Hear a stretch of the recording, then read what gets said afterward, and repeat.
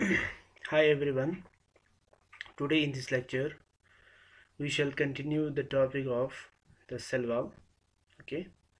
So moving on to this slide, let's discuss about the plasmodesmata.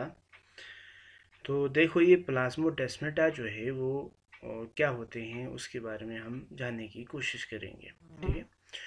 तो ये असल में क्या है, ये एक साइटोप्लाज्मिक स्ट्रैंड है which act as intercellular junction. ये जो है क्या करते हैं, दो सेल के बीच में एक इंटरसेल्युलर जंक्शन का काम करते हैं।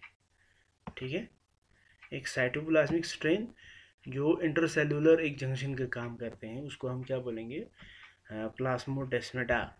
ठीक है। बिटवीन द प्लांट सेल के बीच में। Okay. Each is formed of simple और ब्रांचेड डेस्मोटिब्यूल। हर एक जो है वो किससे बने हैं, वो या तो सिंपल या तो ब्रांचेड डेस्मोटिब्यूल से बने हैं। ठीक है। या सिंपल और ब्रांचेड डेस्मोटिब्यूल से बने होते हैं। ओके। हाँ। अब ये डेस्मोटिब्यूल जो है वो क्या है, वो तो हमें पता होना चाहिए। Connecting with the ER of the adjoining cell. और ये डेस्मोटिब्यूल क्या करते हैं, दो सेल हैं, दो सेल के बीच में ये इंटरकनेक्शन है, तो दोनों सेल के ईआर से, एक सेल के ईआर जो है एंडोप्लाज्मिक रेटिकुलम को दूसरे सेल के एंडोप्लाज्मिक रेटिकुलम से जोड़ देते हैं। ठीक है। तो इसको हम समझने की कोशिश करते हैं, ये what do you mean by this desmotubule ER. Okay. For example here अगर हम यहाँ देखेंगे तो आपको यहाँ पर क्या है, आपको यहाँ पर एक स्ट्रक्चर है। ठीक है।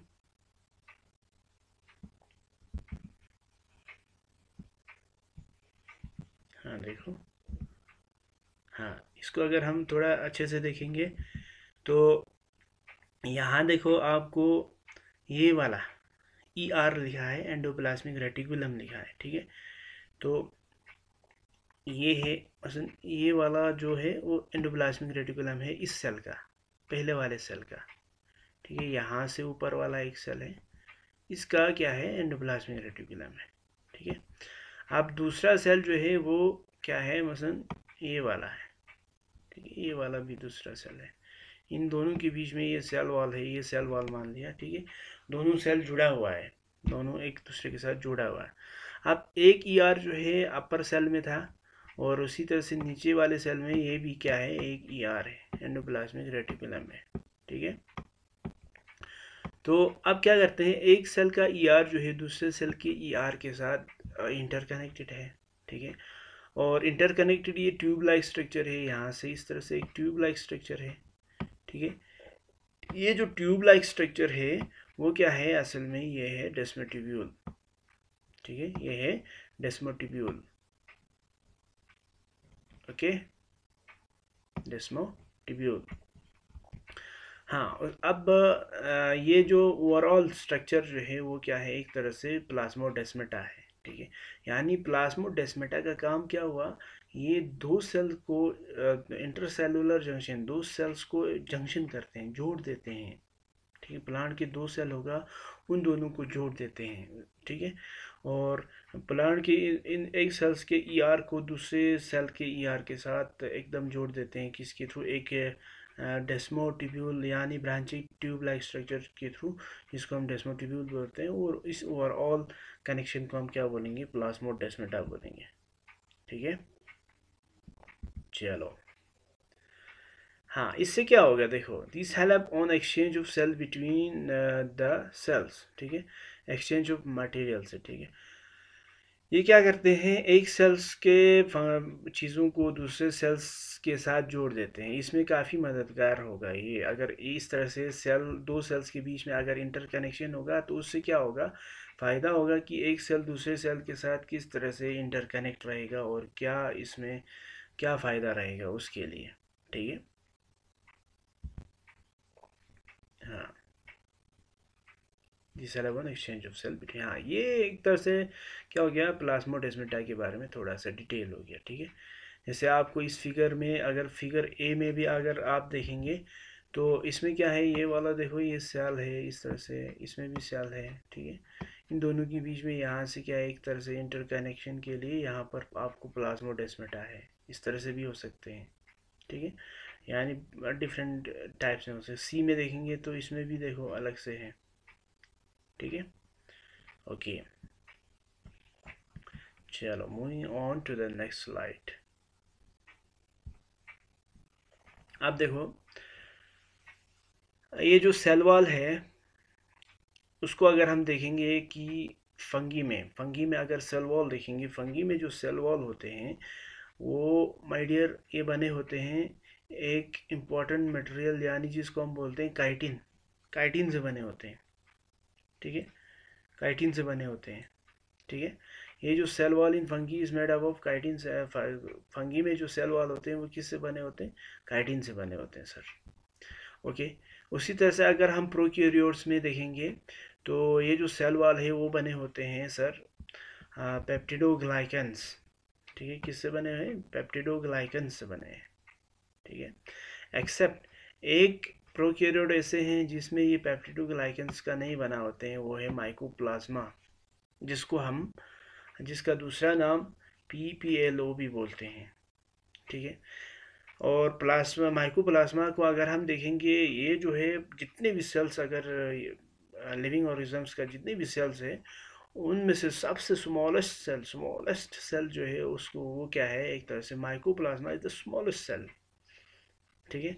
लिविंग ऑर्गेनिजम्स में से जितने प्लांट एनिमल जितने भी सेल्स है सब में से अगर देखेंगे सबसे छोटा वाला सेल जो है वो माइकोप्लाज्मा होते हैं।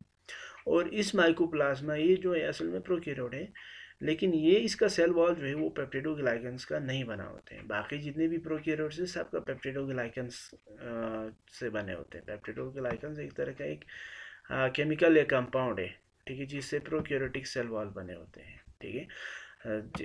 तो यहाँ पर दो चीज़ें नोट करना है, एक है फंगी का सेल वॉल जो है वो काइटिन से बना होते हैं, ये बहुत इंपॉर्टेंट है।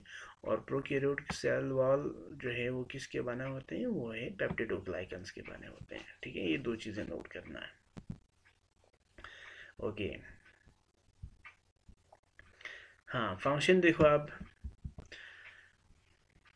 हाँ अगर हम इनके फंक्शन को देखेंगे तो फंक्शन सेल वॉल है तो सबसे बाहर से प्रेजेंट है, आउटर कवरिंग है, तो ये क्या है, एक तरह से प्रोटेक्शन का काम देते हैं। यानी जब ये सेल एक सख्त चीज़ जब बाहर से होता है तो इंटरनल जितने भी चीज़ें सेल के अंदर है उनको इंजरी से, मैकेनिकल इंजरी से, बाकी चीज़ों से काफ़ी हद तक ये प्रोटेक्शन में रहते हैं, ठीक है।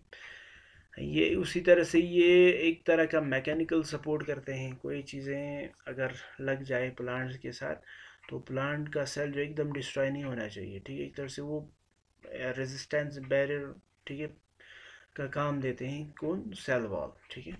और इसी सेल वॉल की वजह से प्लांट को एक शेप आ जाते हैं, तो शेप देने में भी ये काफ़ी मददगार है। तो इस तरह से फंक्शन क्या हो गया, तीन हो गया ना, एक प्रोटेक्शन देना, दूसरा मैकेनिकल सपोर्ट देना, मेंटेन शेप मेंटेन करना। उसी तरह से अगर हम सेल वॉल ऑफ रूट देखेंगे, रूट हेयर, प्लांट के रूट हेयर को देखेंगे तो उसका जो सेल वॉल है वो क्या करते हैं, वाटर को भी एब्जॉर्ब करते हैं और मिनरल को भी एब्जॉर्ब करते हैं। आमतौर पर सेल वॉल हार्ड होते हैं ना, लेकिन रूट हेयर का जो सेल वॉल है वो थोड़ा क्या होते हैं, फ्लेक्सिबल होते हैं। तो ये क्या करते हैं, एक तरह से ये